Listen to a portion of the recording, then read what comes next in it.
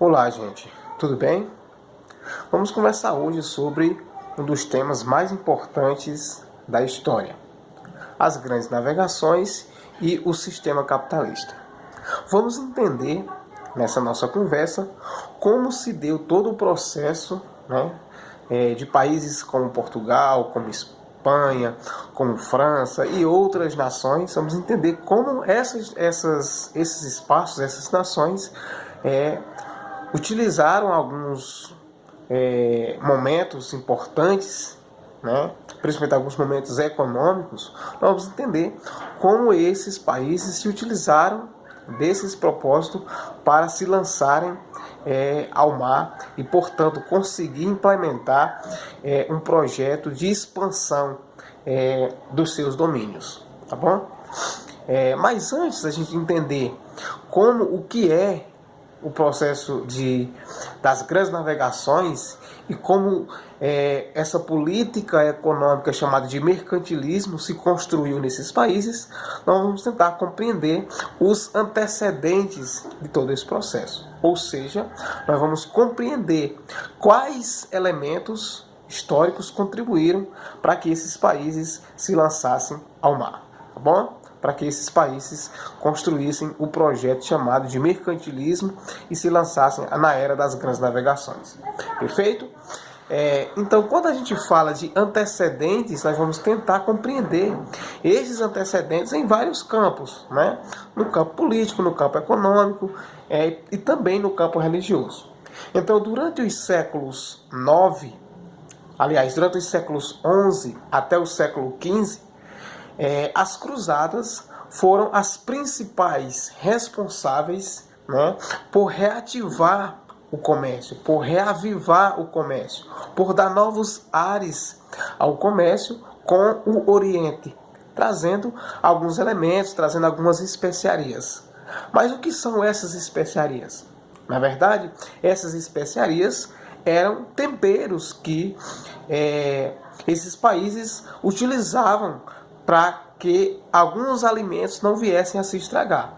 Então, as especiarias eram temperos utilizados na conservação de alimentos, né? Eu cito aqui algumas especiarias ou alguns alimentos, como algumas especiarias como a pimenta, como a noz moscadas, né? Como a canela, né? Que eram também considerados, por sua grande dificuldade de se encontrar, eram considerados produtos de luxo no continente europeu.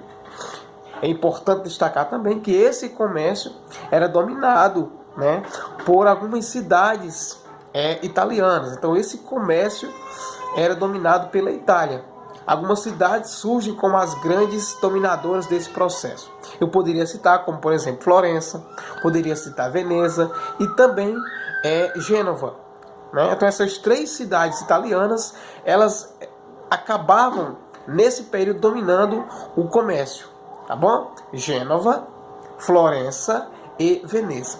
E os comerciantes de outros países também, que estavam interessados em lucrar mais, começam a partir daí buscar novos caminhos, buscar novas rotas para que se chegasse, né? Para que se chegasse até onde eles queriam, que era, portanto, o Oriente.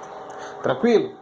Então, perceba que nós já utilizamos aqui alguns elementos importantes que nos ajudam a compreender esse processo das grandes navegações. Mas nós temos também que entender o que é que favorecia essas grandes navegações. O que é que colocava alguns países na frente de outros para que fossem esses países os primeiros a se lançar, aliás, aos mares. Espanha e Portugal, por exemplo, foram os primeiros países, né, a se lançar nesse projeto chamado de grandes navegações. Os primeiros países a se jogar, a se lançarem aos mares. Tá bom? E também Espanha e Portugal foram também os primeiros a se unificar. Mas tem um elemento fundamental para que a gente possa compreender esse processo das grandes navegações. E qual é, Nicolau? Esse processo vai se chamar de um país monárquico, um país que precisava centralizar todos os poderes na figura de uma única pessoa, a figura de um governo único, que seria, segundo esses países, o único meio, a única ferramenta plausível, né, capaz de contribuir para as grandes navegações. Portanto, o pensamento aqui era somente um governo único, centralizador de todas as decisões, né? E uma burguesia também forte, uma burguesia mercante, ou seja, uma burguesia que tenha muito dinheiro, né? Que participe ativamente do comércio. Somente um governo único que centraliza as decisões e uma burguesia forte, né? Com recursos para financiar as viagens, é que era possível realizar as expedições para fora do mar Mediterrâneo. Perfeito? Compreenderam esse raciocínio? O que é que vai contribuir para que Espanha e Portugal sejam os pioneiros, sejam os primeiros a se lançar aos mares, a ser os primeiros a se lançar no projeto chamado de Grandes Navegações? Né? Nós já explicamos isso e dissemos também que tem um elemento primordial para isso. Ou seja, o projeto das Grandes Navegações só é possível com um governo único, que centralize as decisões. Estamos falando, portanto, de um país, de uma nação absolutista. Essas ideias nós já discutimos em outras oportunidades. País absolutista é um país que tem um monarca, é um país que tem um rei que governe e que centralize todas as decisões em si. Tá bom? Tudo passa por ele. Então, somente com essa ideia, com essa perspectiva, e além de uma burguesia forte, que tem dinheiro para arcar com essas viagens, né, é que vai ser possível o projeto das grandes navegações. Tranquilo até aí? Então, Portugal, falando especificamente de Portugal, Portugal foi o primeiro, né? Espanha e Portugal foram os primeiros, mas o primeiro de tudo foi Portugal. Mas o que contribuiu para isso? Portugal, né, reunia uma série de elementos que permitia a ele, Portugal, ter uma certa vantagem em relação aos demais países, inclusive em relação à Espanha. Tá bom? E quais eram esses elementos que contribuíram para esse fato? E nós poderíamos citar aqui, por exemplo, a falta ou a inexistência de produtos agrícolas e de mão de obra, né? O desejo de expandir a religiosidade, a sua fé cristã, a necessidade de novos mercados, né? A insuficiência de matérias-primas ou de materiais preciosos, né, para fazer moeda, por exemplo, além da sua própria posição geográfica, né, conhecimentos da navegação, dos barcos, etc. Criação de um Estado nacional forte, ou seja, de um país absolutista forte, esses fatores ajudaram Portugal a ser o primeiro a se lançar no projeto das grandes navegações. E aí, na sequência, vem a Espanha, um século depois, né, que a Espanha vai se lançar, vai se incluir nessas ideias das grandes navegações. E vai começar, né, como uma das principais forças desse projeto. Mas também tem uma ideia que vai dificultar, ou seja, uma ideia que dificultou a Espanha ter se lançado ao mar antes, né? E isso levou... e qual era essa razão, por exemplo? Né? Uma das principais razões foi o fato de que a Espanha estava envolvida no processo de reconquista, né? Que só terminou em 1491, com a queda de Granada, né? E aí, atraído por esse projeto das grandes navegações, ele vai dar nas mãos do navegador de Gênova, o navegador genovês Cristóvão Colombo. A Espanha vai decidir, portanto, financiar todas as expedições desse explorador italiano. Tá bom? E de acordo com o plano de Colombo, era possível perfeitamente alcançar o Oriente navegando pelo Ocidente. Tranquilo? E aí nós temos uma série de outros países que depois de Portugal e Espanha começaram a se lançar nos mares. A França, que começou sua expansão nos mares a partir do século XVI, 1520, né, começaram a explorar, por exemplo, a costa brasileira, saquearam o pau-brasil e tentaram, sem grande sucesso, se estabelecer no Rio de Janeiro e no Maranhão. Tá bom? Nós temos também a Inglaterra, né, que em virtude da Guerra das Duas Rosas, que ocorreu em 1455 a 1485, né, a Inglaterra também começou muito tarde, em virtude desses processos econômicos, entrou muito tarde no processo das grandes navegações. E a Holanda, né, os holandeses começaram a se estabelecer em Guiana, em algumas ilhas do Caribe e também na América do Norte, onde fundaram, por exemplo, a Nova Amsterdã, que depois começou a ser chamada de Nova York, tá bom? E promoveram, a Holanda, claro, o tráfico de escravizados negros, tá bom? Entenderam? Então esses são alguns fatores importantes com relação a essas questões, né?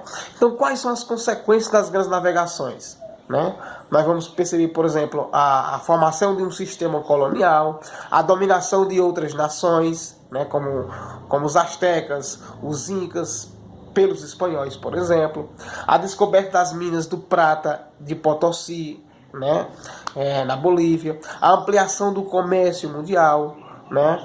A preparação das revoluções comercial e industrial, a disputa das potências europeias por territórios no continente africano e no continente americano, tá bom? Enfim. E nós temos também a principal consequência dessas grandes navegações, a formação de um sistema econômico, né, chamado de mercantilismo. Então a formação dos estados nacionais trouxe novas responsabilidades financeiras, né, para que os reis, agora com o poder de centralização, com o poder centralizado em si, né, acabaram, portanto, construindo esse projeto das grandes navegações, né, que contribuiu também para que houvesse a manutenção desse Estado, a manutenção do absolutismo, né? Eram tarefas do rei, por exemplo, contratar funcionários, manter um exército permanente, conservar estradas, né, pontes, entre outras atividades. E o mercantilismo foi justamente essa política econômica adotada por esses monarcas da Idade Moderna para fazer frente a todos esses gastos. Tranquilo? E aqui nós temos alguns elementos do mercantilismo, que a gente possa entender, e nas próximas conversas nós vamos aprofundar todas essas questões. Por exemplo, alguns elementos do mercantilismo: o metalismo, que era a acumulação de metais preciosos, uma balança comercial favorável, ou seja, o país deve exportar mais do que importar. Em outras palavras, eu preciso vender mais, né, e comprar menos, tá bom? Uma política protecionista, que era a entrada de mercadorias estrangeiras que podem concorrer com as nacionais, né? Deve-se evitar, portanto, essa questão dos impostos, né? Entrada de mercadorias estrangeiras para poder concorrer com as nacionais, tá bom? A busca de exploração das colônias, o país deve buscar colônias, né, para servir de fornecedoras de matérias-primas e consumidores de manufaturas, né? E isso vai se entender perfeitamente o que a gente vai chamar de pacto colonial. E o que era esse pacto colonial? Que era uma decorrência, inclusive, do mercantilismo. Pelo pacto colonial, né, que era uma ideia de o colonizador impor ao colonizado a sua ideia, né? Ou seja, por essa ideia do pacto colonial, a colônia só deveria comercializar com a metrópole e só podia produzir mercadorias ou matérias-primas. Perfeito? Pelo pacto colonial, a colônia só pode comercializar com a metrópole e a colônia deveria ser fornecedora para a metrópole de matérias-primas. O pacto colonial, portanto, servia para manter a colônia como fornecedora de matéria-prima e consumidora de produtos manufaturados da metrópole. Tranquilo? É isso aí. Espero que vocês tenham entendido e a gente se encontra em uma próxima oportunidade.